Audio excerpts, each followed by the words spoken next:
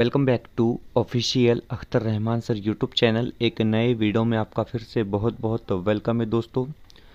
25 अगस्त 2025 को टप्पा वार्ड के संदर्भ में शासन निर्णय शासन की तरफ से पारित किया गया है।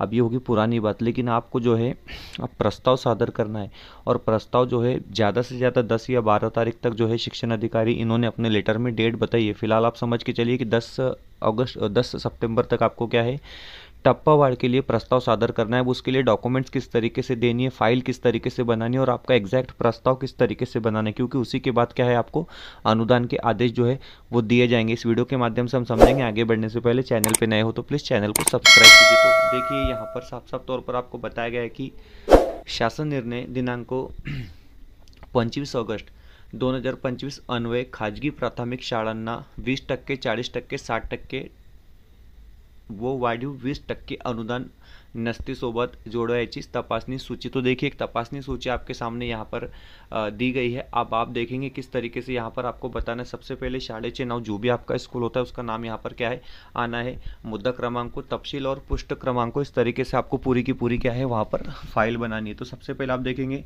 सदरहून शाळेस अनुदानासाठी पात्र कराव्यापूर्वी सदर शाळेचे वर्ग, तुकड़ी, अतिरिक्त शाखा मान्यतेबाबतचे सर्व शासन आदेशाची प्रत, ये होगा आपका कॉलम नंबर 1 और जो भी उसका वहाँ पर पेज नंबर आएगा वो आपने क्या है वहाँ पर मेंशन कर देना है, जो भी आप फाइल इसके लिए बना रहे प्रस्ताव की फाइल, ठीक है। नंबर 2, सदरहून शाळेस मान्यता दिलेल्या मूळ ठिकाणी सुरू आहे याचा पुरावा सादर करणे, तसेच सदर शाळेचे स्थलांतर झालेले नसून त्यासंबंधी शासन मान्यता आदेशाची प्रत देने। उसका यहाँ पर आपको क्या है पेज नंबर मेंशन कर देना, पेज नंबर 3 से 5, पेज नंबर 5 से 7, जहाँ जहाँ पर ये डॉक्यूमेंट जा रहे हैं आप समझते हैं किस तरीके से बनाना है। पॉइंट नंबर 3, सदर शाळेची सन 2024-25 ची संच मान्यता प्रत, ठीक है, वो भी आपको क्या है प्रस्ताव में लगने वाली है।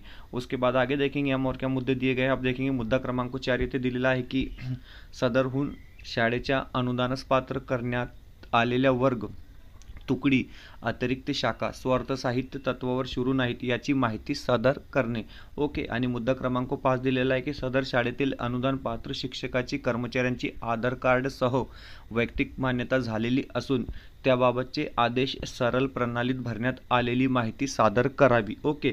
मुद्दा क्रमांक 6 आपण या ठिकाणी पाहून घेऊया। मुद्दा क्रमांक 6 इथे दिलेला आहे की सदर शाळेतील शिक्षक कर्मचाऱ्यांच्या भरती संदर्भात आरक्षण धोरणाचे पालन करण्यात आलेले आहे किंवा कसे याबाबत अद्ययावत बिंदू नामावली नोंदवही मावक यांनी तपासणी केलेली सादर करावी। तो देखिए ये पॉइंट नंबर 6 जो है ये माइनॉरिटी इंस्टीट्यूशन को लागू नहीं होता है, ये सिर्फ और सिर्फ नॉन माइनॉरिटी स्कूलों को लागू होता है, क्योंकि बिंदु नामावली जो है वो माइनॉरिटी अल्पसंख्यक स्कूलों को नहीं होती है। मुद्दा क्रमांक 7 दिलेला आहे की सदर शाळा तुकडीला यापूर्वी 20%, 40%, 60% सुरू असून शासन निर्णयातील अटी व शर्तीची पूर्तता केल्यानंतर त्यापुढील वाढीव 20% अनुदान देण्यासाठी सर्व अनुदान आदेश सादर करावे, ओके। जो भी उसका नंबर है आपको यहाँ पर दे देना है। उसके बाद हम देखेंगे अगले पॉइंट, मुद्दा क्रमांक 8 येथे दिलेला है कि बिल्कुल इसी तरीके से आपको क्या है एग्जैक्ट अपनी फाइल तैयार करनी है और 10 तारीख से पहले पहले आपको प्रस्ताव जो है वो जमा कर देना है।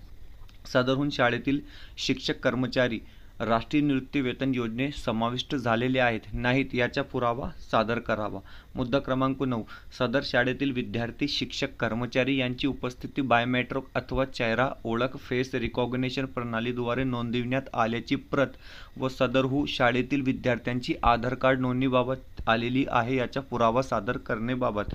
मुद्दा क्रमांक 10, शासन निर्णय क्रमांक 13 मे 2025 नुसार शाळांमधील विद्यार्थी विद्यार्थिनीच्या सुरक्षाविषयक उपाययोजनाची काटकोर अंमलबजावणी केल्याची माहिती पुराव्यासह सादर करावी। विद्यार्थी सुरक्षा समिति का अहवाल भी जो है आपको विथ प्रूफ के साथ क्या है इनको यहाँ पर दे देना है। मुद्दा क्रमांक 11 इथे दिलेला आहे की ज्या मूळ शिक्षक अथवा शिक्षकेतर कर्मचाऱ्याकरिता टप्पा अनुदान प्रस्तावित करण्यात आलेला आहे त्याच मूळ शिक्षक अथवा शिक्षकेतर कर्मचाऱ्याला टप्पा अनुदान अनुज्ञा करण्यात आला आहे। सदर मूळ शिक्षक अथवा शिक्षकेतर कर्मचारी याचे पद राजीनामा, बदली, समायोजन, सेवानिवृत्ती इत्यादी कारणामुळे रिक्त झाले असल्यास अशा पदास टप्पा अनुदान अनुज्ञा राहणार नहीं। मुद्दा क्रमांक 11 जो है ये बड़ा कन्फ्यूजन का विषय है यहाँ पर। मुद्दा क्रमांक 11 क्योंकि आप देख सकते हैं कि यहाँ पर जो है साफ साफ पे बता रहा, अगर किसी की बदली हो गई है, किसी ने राजीनामा दे दिया है या फिर जो भी रीज़न है पद खाली होने के, तो उसको अनुदान नहीं मिलेगा। तो ठीक है ना, ये कोई मसला नहीं है।